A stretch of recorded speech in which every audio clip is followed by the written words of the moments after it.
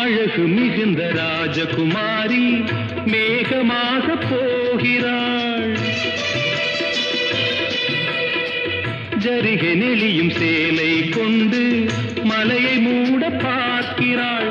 பள்ளம் சிலர் உள்ளம் என ஏன் படைத்தான் ஆண்டவன்?